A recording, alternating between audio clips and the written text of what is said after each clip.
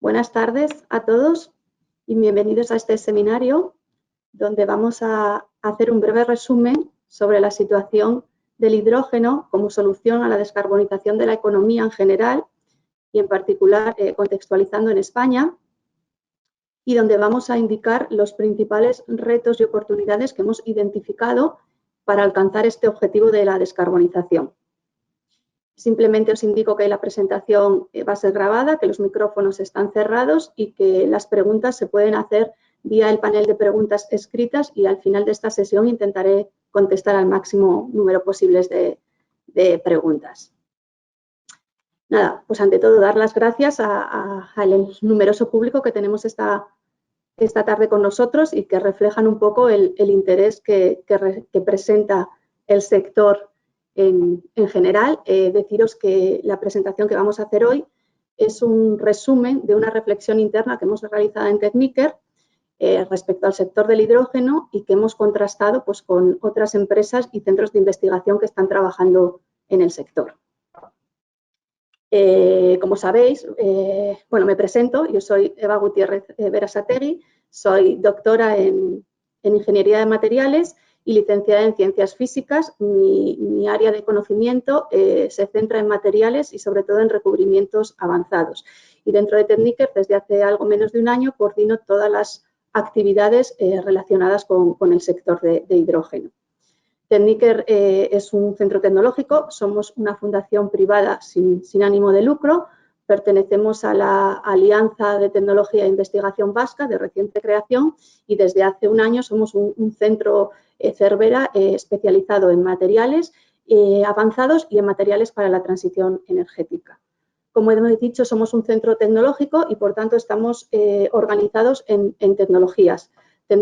que después aplicamos a los diferentes sectores. En concreto, toda nuestra área de expertise se agrupa en 4 grandes áreas de investigación, que son fabricación avanzada, ingeniería de superficie, tecnologías de información y comunicación e ingeniería de producto. Y concretamente en Tecniker lo que hacemos es trabajar en estas líneas, en el área de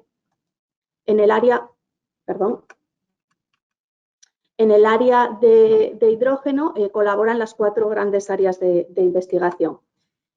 A modo de guía, para seguir la charla que os voy a presentar hoy,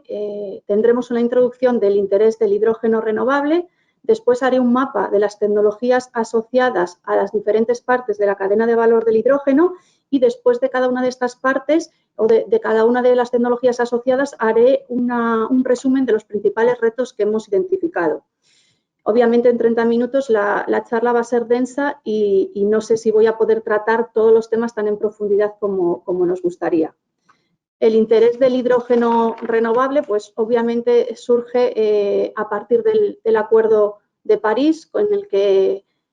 se alcanza un acuerdo histórico a nivel mundial para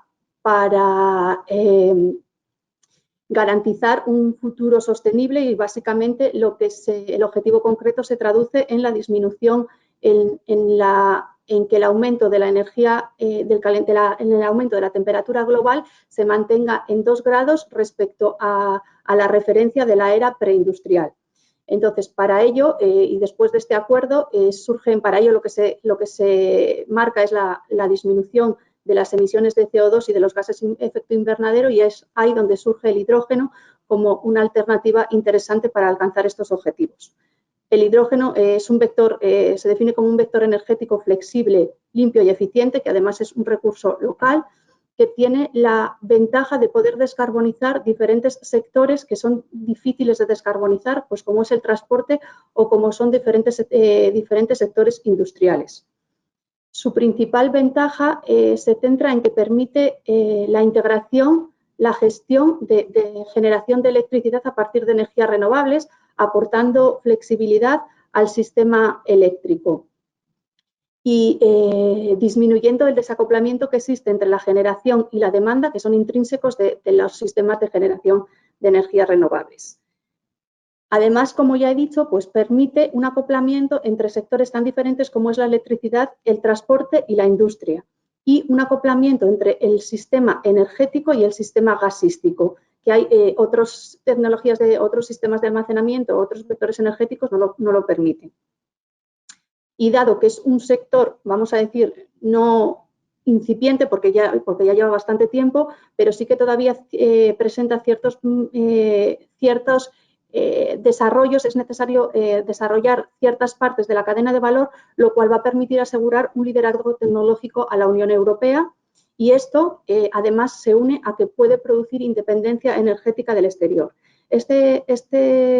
efecto o esta última ventaja es especialmente relevante para España, ya que España tiene unas condiciones climáticas y geográficas favorables con abundantes recursos eólicos y solares. Solo a modo de indicación, decir pues, que para el año 2021 se espera una potencia instalada acumulada de energía renovable de 40 gigavatios entre eólica y fotovoltaica. Esto nos sitúa en una posición bastante favorable, ya que tenemos posibilidades de generación de hidrógeno renovable competitivo antes que otros países de la Unión. Además, esto unido a que tenemos una interconexión con Europa a través de una red de gasoductos ya existentes, pues nos sitúa en una posición bastante favorable para la exportación de este hidrógeno renovable. Pero obviamente el interés como país creo que debería de ir más allá que como simple productor y exportador de hidrógeno, sino también como poseedor de tecnología. Y creo que poseemos además un marco industrial y de centros de investigación especializados que son capaces de abordar este reto no solo como meros instaladores o generadores, sino también como proveedores de tecnología.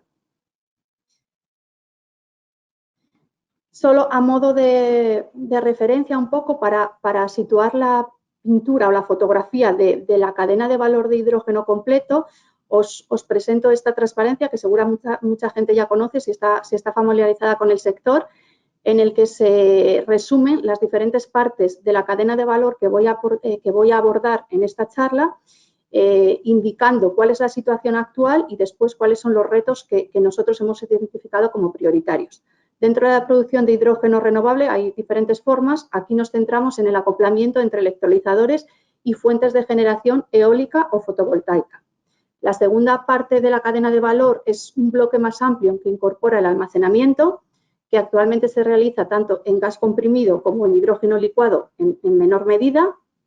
y también están apareciendo los portadores de hidrógeno en almacenamiento de hidrógeno líquido, pues como amoníaco o como los líquidos orgánicos.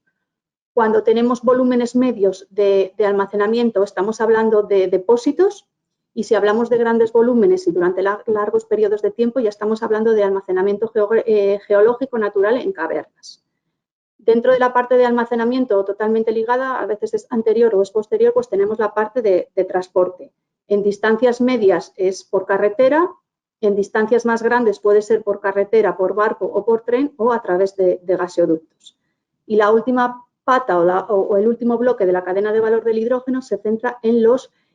usos del hidrógeno. Dentro de los usos del hidrógeno tenemos la reelectrificación, es decir, la utilización de este hidrógeno para volver a producir energía eléctrica a través de una pila de combustible, la utilización de este hidrógeno en transporte, pues en este caso hemos dibujado una hidrogenera, o la utilización de este hidrógeno en procesos industriales, bien sea como materia prima, como es el caso de la refinería, o el caso de las industrias de fertilizantes o de producción de amoníaco, o bien sea este hidrógeno como aporte de potencia o calor a determinados procesos industriales. Y en la última parte de la transparencia, en la parte de abajo, vemos que tenemos una línea más transversal que mezcla almacenamiento, transporte y distribución, que es la inyección de gas de hidrógeno a la red de gas natural. Y obviamente todo esto con acciones transversales que engloban la normativa, la seguridad, la validación y certificación y la formación y la difusión. Entonces ahora nos centraremos un poco en hacer una fotografía rápida de cuál es la situación de las tecnologías en generación de hidrógeno renovable y después cuáles son los principales retos que hemos identificado según los niveles de desarrollo. Nos hemos centrado solo en tecnologías que no emiten CO2 en esta generación de hidrógeno. Para ello tenemos principalmente la electrólisis, que es la descomposición, como seguramente todos sabréis, de una molécula de agua en una molécula de hidrógeno y oxígeno mediante la aplicación de una corriente continua. Después tenemos procesos fotolíticos que lo que implican es esta descomposición de la molécula de agua mediante radiación directa del Sol involucra procesos fotocatalíticos y fotoelectrocatalíticos, y finalmente los procesos biológicos que involucran la generación de hidrógeno basándonos en enzimas presentes en determinados microorganismos como son las algas. Estos dos últimos bloques están en niveles de desarrollo muchísimo más bajos que la electrólisis, por tanto nos centraremos en el día de hoy solo en la electrólisis. Dentro de la producción de hidrógeno renovable, mediante electrólisis tenemos 4 tipos principales de electrolizadores que seguramente casi todo el mundo ya ha oído hablar, que son los alcalinos, los de membrana polimérica, los de óxido sólido y unos que son más novedosos o que están en un estado más de desarrollo, que son los de membrana de intercambio aniónico. Haré una breve fotografía de las principales características de cada uno de estos electrolizadores y después haré una comparativa en función de sus parámetros de operación, los que hemos considerado más críticos porque es dado el tiempo del seminario y lo que abarca, pues no podemos entrar en profundidad en todos los temas. Bueno, decir que los electrolizadores alcalinos son es la tecnología que está más desarrollada y que está más implantada a nivel comercial, por tanto presentan los menores costes de fabricación. Su principal característica es que utilizan un electrolito líquido, basados en una disolución de hidróxido potásico o de hidróxido sódico. Y para separar las dos cámaras, la anódica y la catódica, tiene un diafragma que impide la mezcla de estos dos gases. La reacción se produce por intercambio de un ion OH y estos electrolizadores trabajan a baja temperatura, entre 60 y 80 grados. El siguiente tipo de electrolizador, si hablamos en nivel de desarrollo o nivel de implantación comercial, serían los electrolizadores de membrana polimérica. Son membrana de intercambio protónico, en el que tenemos un electrolito, se caracterizan por ser un sistema totalmente sólido, con un electrolito polimérico de tipo ácido, que actúa también como separador, no solo como electrolito, sino también como separador de los gases entre ambas cámaras. Una de las características principales es que tiene una respuesta rápida, con lo cual puede trabajar con variabilidad de potencia, lo cual lo hace o se considera que es un electrolizador óptimo para la integración con plantas de energía renovable. Una de las principales desventajas es que utiliza metales a día de hoy. Para tener eficiencias correctas es necesario la utilización de metales preciosos como catalizadores en sus electrodos. Los otros dos tipos de electrolizadores, como había mencionado anteriormente, son el de óxido sólido, que este electrolizador tiene un consumo energético menor que los anteriores, pero necesita trabajar a temperaturas, necesita un aporte extra de energía porque necesita que se trabaje entre 600 y 1000 grados centígrados. El sistema sigue siendo también sólido y sus componentes están basadas en cerámicas complejas. Y finalmente, el electrolizador de membrana de intercambio aniónico aparece como un electrolizador con enorme potencial porque presenta ventajas que presentan los electrolizadores alcalinos con ventajas que presentan los electrolizadores de membrana polimérica. Es un sistema totalmente sólido, el electrolito y el separador es una membrana polimérica, en este caso es de intercambio aniónico, lo que se intercambian son iones OH, trabaja también a bajas temperaturas y la principal ventaja que tiene es que no necesita metales preciosos como catalizadores en sus electrodos. Si hiciésemos una pintura un poco más global en función de parámetros de eficiencia y parámetros de operación, pues vemos que los electrolizadores que mayores eficiencias potenciales presentan son los de óxido sólido, teniendo eficiencias en torno a un 90%, seguidos después de los electrolizadores de membrana polimérica y de los electrolizadores alcalinos. Vemos que los de membrana de intercambio aniónico están todavía en eficiencias bajas porque su nivel de desarrollo es bastante menor que el resto de los electrolizadores. A nivel de consumos eléctricos todos están bastante similares, en torno a 5, digamos, kilovatios por metro cúbico normal de hidrógeno producido. Vemos que el de óxido sólido presenta consumos menores, pero como ya hemos dicho, necesita un aporte extra de energía. Otro de los parámetros que se considera interesante es la densidad de corriente, ya que está relacionada con el flujo de hidrógeno producido por unidad de área. Vemos que las principales ventajas del electrolizador PEM es que es capaz de trabajar a elevadas densidades de corriente si comparamos con el resto de los electrolizadores. La presión, que también es un parámetro bastante interesante, ya que si la presión de salida en el electrolizador es mayor, eliminamos la primera etapa de compresión, que está considerada bastante cara, vemos que también en este sentido los electrolizadores PEM están favorecidos porque pueden trabajar a presiones de salida en torno a los 50, y hay desarrollos a 50 bares, pues lo normal es que trabajen en torno a los 60. Y así hablamos de costes, estos números o estas cifras son verdaderamente indicativas porque depende de las fuentes, pues encuentras unos números u otros, pero bueno, decir que los alcalinos sí que son más baratos que los electrolizadores PEM y que los demás, los otros dos tipos de electrolizadores, pues todavía se encuentran más en estado de desarrollo, aunque electrolizadores, existe alguna empresa que publicita la comercialización de electrolizadores de óxido sólido. El gran reto que presenta la producción de hidrógeno mediante electrólisis, obviamente, es la disminución de costes de este hidrógeno. Actualmente los costes están en torno a 5 o 6 euros por kilogramo de hidrógeno producido y se espera llegar en el 2025, creo que esto es bastante ambicioso, a costes en torno a 3 euros por kilogramo de hidrógeno producido. Para esto, desde el punto de vista de materiales, pues hay desarrollo de electrodos, de membranas, nuevos diseños de celda con el objetivo de aumentar la densidad de corriente, aumentar la eficiencia y la durabilidad de los sistemas. Si vamos un poco más en concreto y de forma rápida a cada uno de los 4 tipos de electrólisis que tenemos, pues como hemos dicho, la tecnología alcalina ya está bastante más madura y los desarrollos se basan en sistemas más compactos y aumentando la densidad de corriente, sin utilizar metales nobles en los electrodos.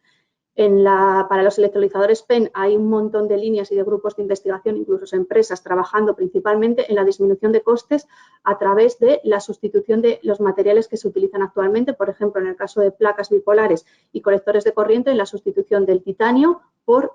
acero inoxidable, además de la eliminación y disminución de metales preciosos en sus electrodos y el desarrollo de nuevas membranas. Si hablamos en forma general en los de óxido sólido, pues es la sustitución también, hemos dicho que estos sistemas están basados en cerámicas complejas, es posibilidad de utilizar metales más sencillos de mecanizar sobre todo. En el caso de los interconectores, pues sería la sustitución de las cerámicas pues, para acero inoxidable también. Y dentro de los electrolizadores de membrana de intercambio aniónico, pues ya sí que realmente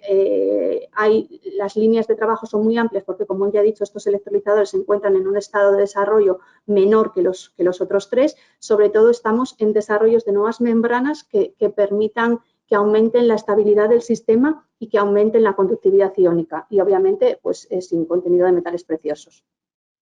Si hablamos ya de desarrollos más a nivel o de oportunidades más a nivel de sistema o de celdas, sin focalizarnos en componentes, en los materiales de las componentes, pues obviamente las oportunidades pasan o los retos están en el diseño de nuevas celdas que aumenten la robustez, pero no basados en materiales, sino basados en la mejora de la gestión de flujos de gases y de agua, en la mejora de la gestión térmica. Hablamos también del desarrollo de componentes para celdas con mayores áreas, con una calidad de fabricación correcta para poder fabricar sistemas de elevadas potencias. Hablamos también de nuevos diseños de balance de planta para reducir las pérdidas parásitas, incluyendo todos los auxiliares de un electrolizador, no solo el electrolizador, sino pues, la refrigeración, los calentadores, los intercambiadores de calor, etcétera. Hablamos también de oportunidades en el desarrollo de herramientas de monitorización y de diagnóstico para los electrolizadores. Hablamos también de una tendencia a nuevos desarrollos que permitan diseños de electrolizadores trabajando a presiones más elevadas y hablamos también de una tendencia en electrolizadores reversibles que puedan utilizarse como electrolizadores y pilas de combustible. Si ya hablamos de TRLs más elevados, cuando estamos hablando de la integración entre un electrolizador y una planta de generación, primero, si hablamos de desarrollos solo del electrolizador, en esta parte a TRLs más elevados se trata de automatizar los procesos de fabricación para grandes volúmenes, ya que creo que actualmente en Europa no existen líneas de producción suficientes como para proporcionar en un periodo de tiempo corto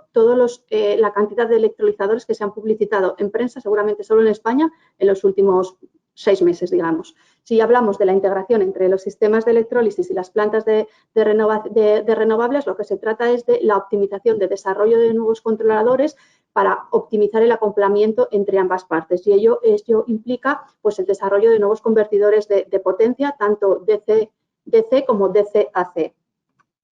Si vamos a la siguiente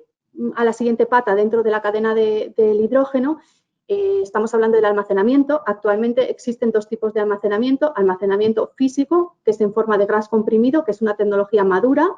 en el que la tendencia es aumentar la presión, pues manteniendo la seguridad, básicamente. Y después tenemos almacenamiento en forma de hidrógeno, de líquido criogénico, que obviamente lo que necesita tiene la ventaja de que lo que manipulas es un líquido, pero tiene el inconveniente que necesitas trabajar a temperaturas criogénicas, que son menos 253 grados. Y esto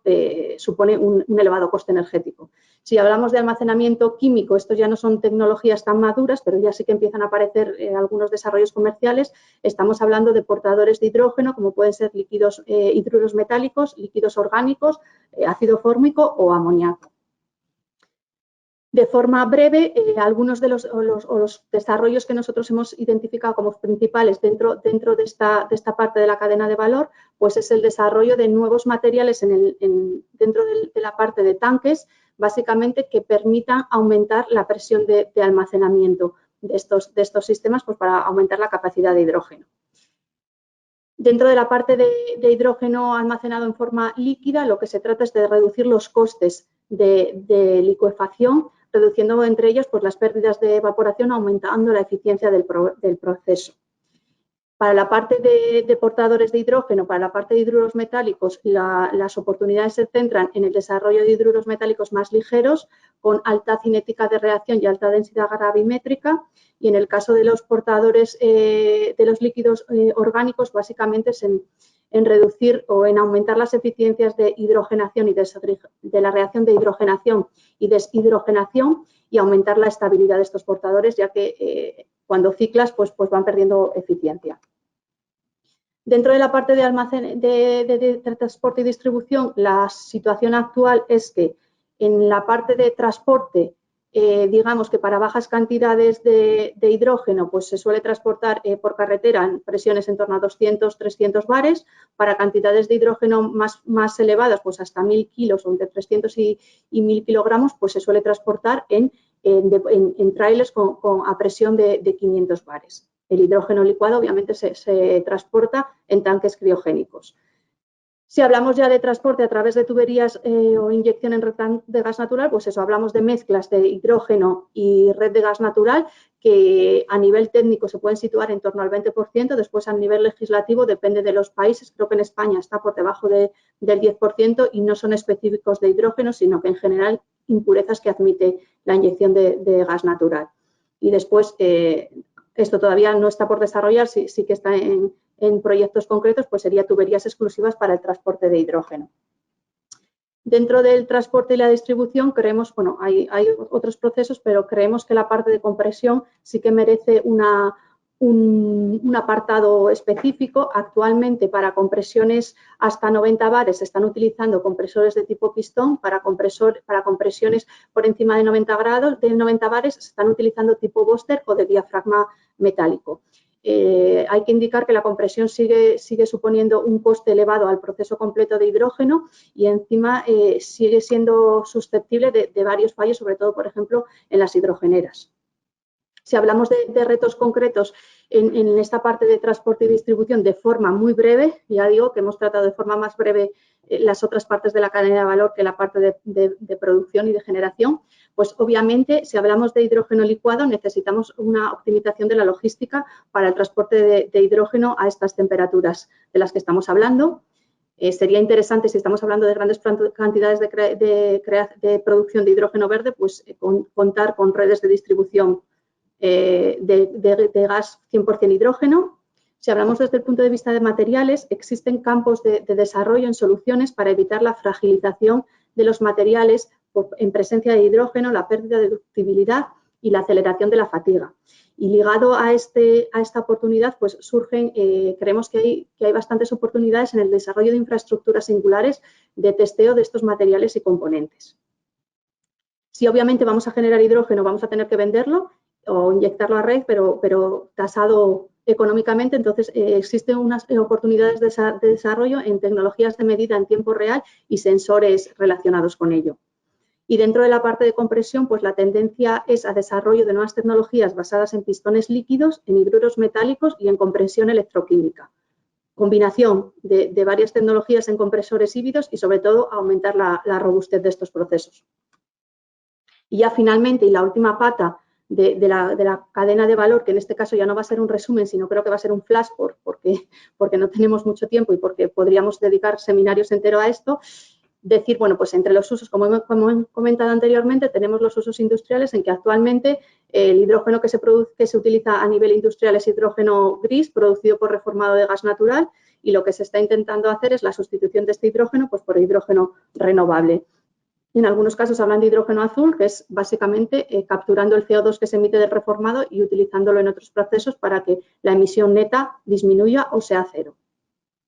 Otra posibilidad es utilizar este hidrógeno para proporcionar potencia y calor a los procesos industriales. Dentro de los usos residenciales y comerciales, a nivel de España esto no existe y a nivel de Europa también está bastante más por detrás que el resto de las aplicaciones del hidrógeno, pues la situación se centra en sistemas de microgeneración basados en pilas de combustible que sean capaces de proporcionar calor y electricidad simultáneamente y adecuación de las calderas existentes a utilización de mezclas de gas natural e hidrógeno. De forma muy breve, los retos que hemos identificado, que hemos seleccionado como más importantes dentro de esta aplicación de usos industriales y residenciales del hidrógeno, pues eso, es la integración del hidrógeno renovable en procesos industriales, en los que ya se está utilizando el hidrógeno verde, así como la investigación en nuevos procesos industriales que puedan beneficiarse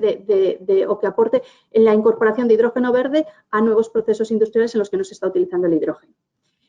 Estamos hablando también de desarrollo, hemos identificado también desarrollo de sistemas de combustión, de nuevos sistemas de combustión basados para procesos industriales y obviamente si estamos hablando de la utilización del hidrógeno para generar electricidad posterior, pues todo lo desarrollado con las oportunidades que surgen de mejora de las pilas de combustible estacionarias. Básicamente se centran también en la disminución de los costes, en el aumento de la flexibilidad y de la durabilidad de las componentes, etcétera.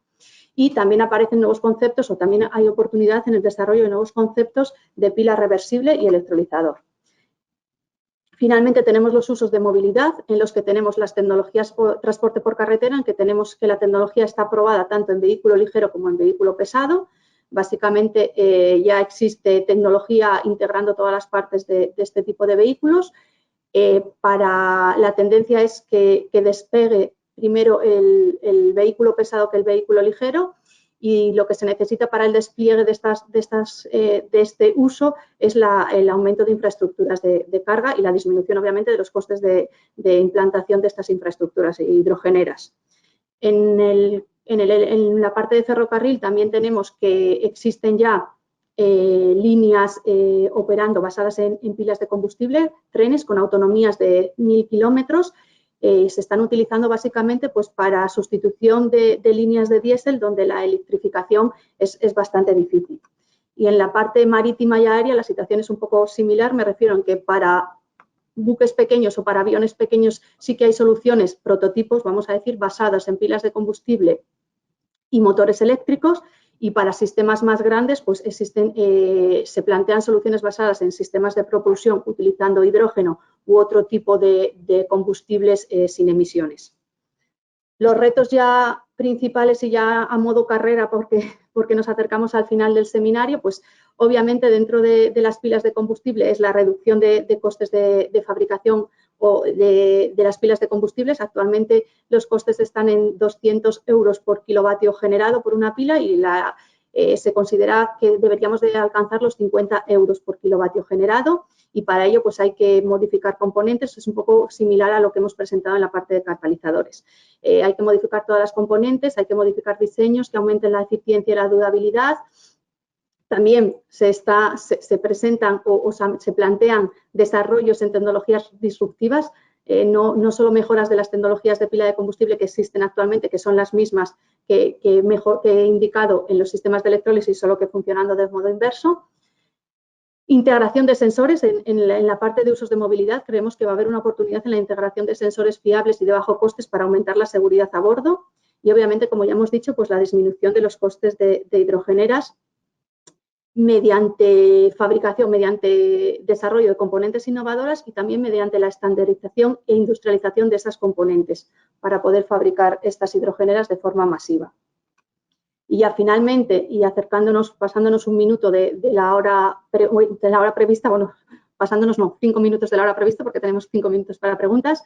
Básicamente hay marco de mejora, que en este caso no son oportunidades para el público, para las empresas o para los centros de investigación, sino que son más tareas de los organismos existentes. Se necesita mejorar o clarificar la legislación y la normativa técnica. Existe para algunos aspectos, pero no para todos los aspectos de la cadena de valor. Obviamente, mejorar el marco regulatorio y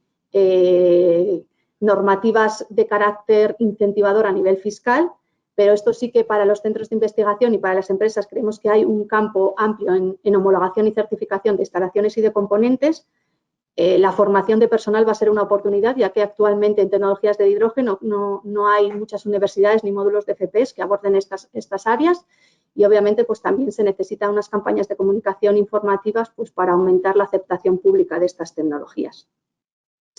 Y nada, esto es lo que os queríamos presentar un poco de forma rápida, daros una visión global o compartir con vosotros las principales conclusiones de la reflexión que hemos hecho a nivel interno.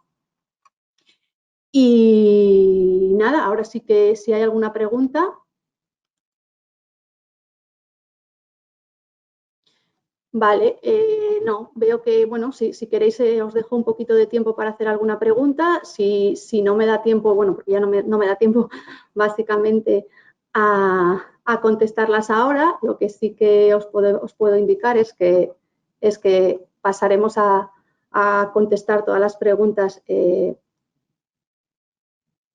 vía email. Bueno, vienen algunas de las preguntas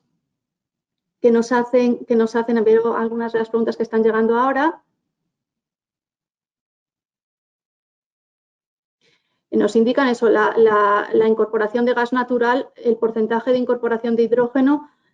a la red de gas natural. El número exacto ahora a nivel nacional depende de cada país. A nivel técnico, el número que se baraja es un 20%, sin necesidad de realizar ninguna modificación. A nivel legislativo, creo que en España está en torno al 7%, pero no estoy muy segura. Sé que está por debajo del 10%. A ver, estoy intentando contestar. La calidad, también nos hacen preguntas sobre la calidad del agua. Sí que se necesita una instalación de tratamiento de agua. Si queréis, esta la puedo contestar más en profundidad vía email, ya que dependiendo del tipo de electrolizador y dependiendo de la calidad del agua que dispongas, pues las instalaciones son unas o son otras.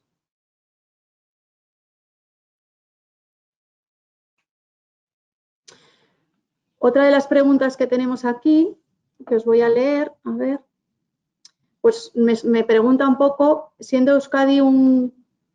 territorio experto en máquina de herramienta, si hay posibilidades de buscar sinergias. Esto sí que estamos ya contactando pues con algunos de nuestros colaboradores, porque obviamente si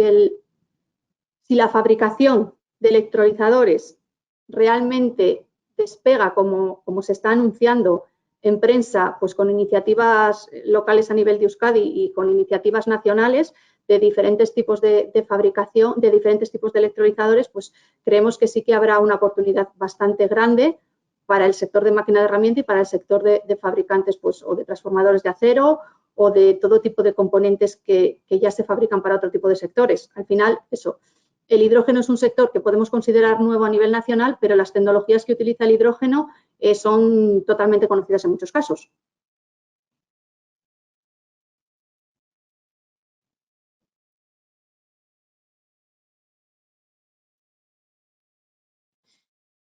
Yo creo que las preguntas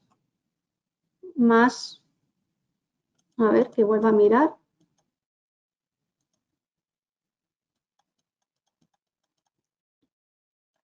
Las preguntas así más importantes yo creo que ya las he contestado.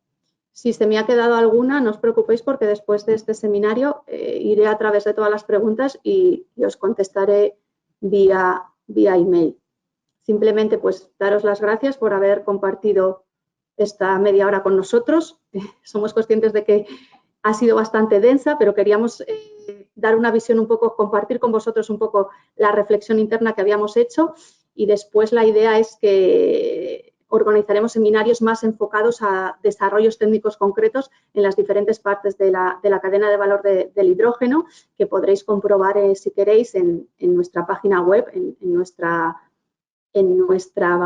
red de eventos. Iremos programándolos. Nada, simplemente daros las gracias a todos de nuevo, indicaros que después de, cuando se cierre esta presentación, habrá una pequeña encuesta que agradeceríamos contestaseis, pues porque nos sirve para mejorar esta red de seminarios. Muchas gracias y un saludo a todos.